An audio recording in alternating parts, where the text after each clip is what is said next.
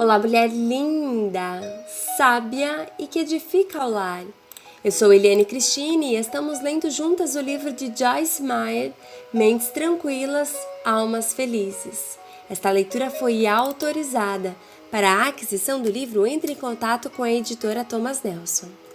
Leitura número 12. O pastor não deve gostar de mim. Pai, eu oro pela amiga que me ouve. Que ela se sinta aceita pelo teu imenso amor, demonstrado na cruz através de Jesus. Que ela compreenda que há cura para a sua identidade, que ela é filha e filha amada de um Deus Todo-Poderoso, que ela pode chamá-lo de Pai, que ela possa ser livre de mágoas, ressentimentos, julgamentos, fofocas, ira, inveja, relacionamentos despedaçados e possa ter livre acesso ao teu propósito de restauração sobre sua vida e todos quantos a cercam. Eu oro por mulheres em nome de Jesus. Amém. Estratégia de número 2. Derrubar jovens ministros antes que eles possam derrubá-lo. Conheço pessoas que hoje já não estão em meu ministério porque morderam a isca do inimigo.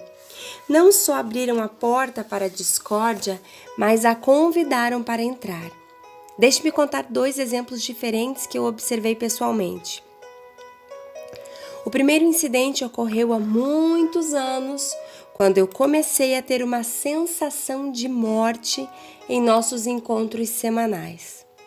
A atmosfera parecia pesada, então notei que sempre que abordava grupos que estivessem conversando, todos de repente ficavam em silêncio.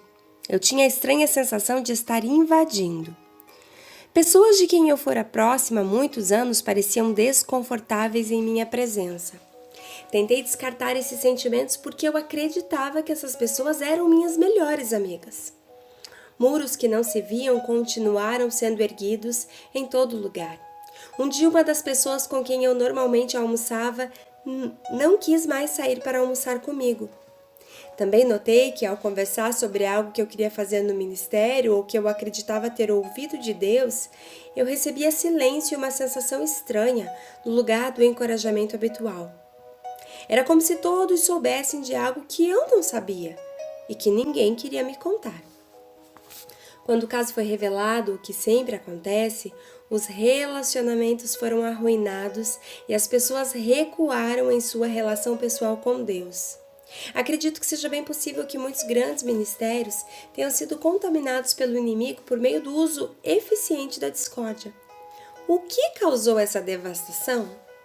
Uma mulher que tinha praticado feitiçaria há muitos anos se envolveu em nossa igreja.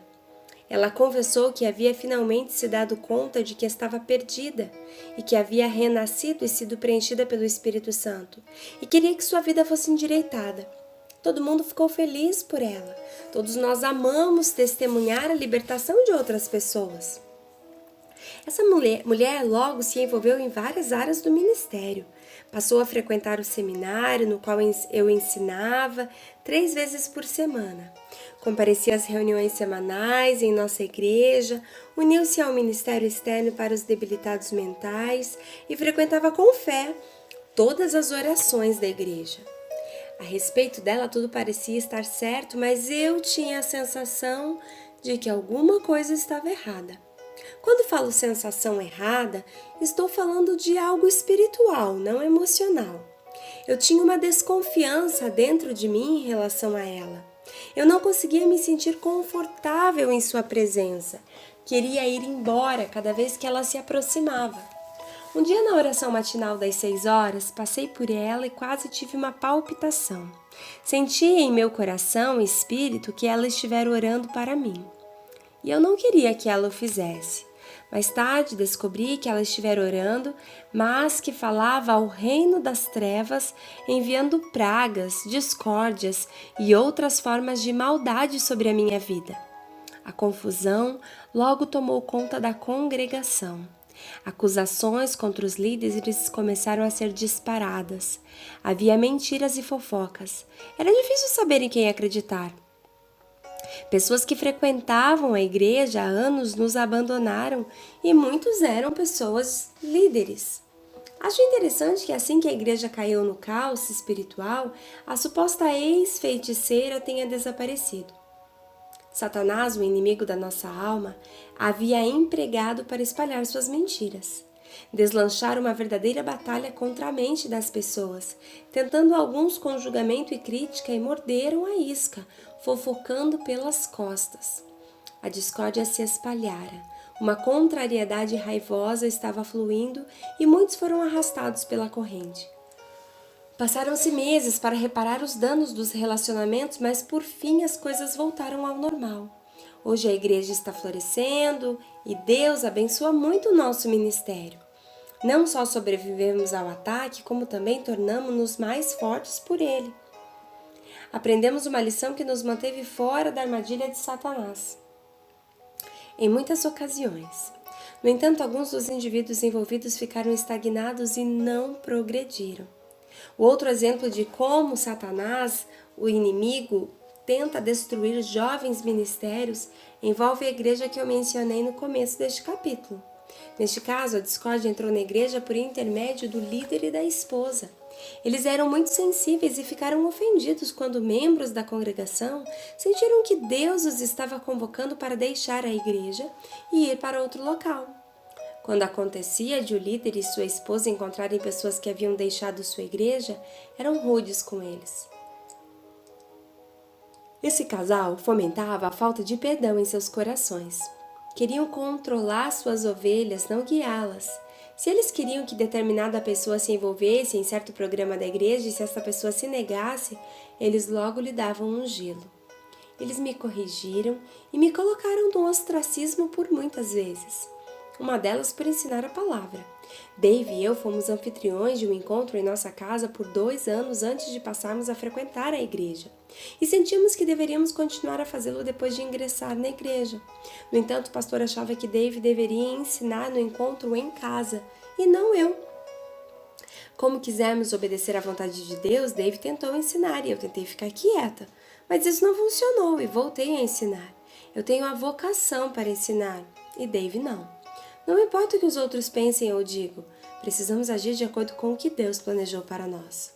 Outra vez, Deus pôs em meu coração que eu deveria comprar 10.000 panfletos e organizar um grupo de mulheres que os distribuiriam nos shoppings uma vez por semana. As mulheres eram todas minhas amigas e eu mesma iria pagar pelos panfletos. Meu objetivo era distribuí-los todos em 6 semanas. Achei que pudesse passá-los às mãos das pessoas que frequentavam o shopping e colocá-los em para-brisas nos estacionamentos, até que os 10.000 panfletos se esgotassem. Nunca me passou pela cabeça que precisaria de permissão do pastor para fazer isso. E porque eu não fiz, ele me repreendeu, dizendo que eu arruinaria meu casamento, se eu não me submetesse ao meu marido. Mas não era Dave que tinha um problema comigo. Era o líder quem tinha. Ainda outra vez, esse líder espiritual da igreja me reprimiu por eu estar expulsando demônios. Finalmente, nosso nome foi removido do boletim da igreja como um dos lares aprovados para o encontro semanal. Esse tipo de tratamento aconteceu com muitas outras pessoas da igreja além de nós. Esse líder achava estar fazendo a coisa certa, mas na verdade estava convidando a discórdia para entrar na igreja por meio do seu orgulho e da sua insegurança. Dave e eu tivemos vontade de deixar a igreja e passar a frequentar outra, mas Deus insistiu que não partíssemos com raiva ou com falta de perdão em nosso coração.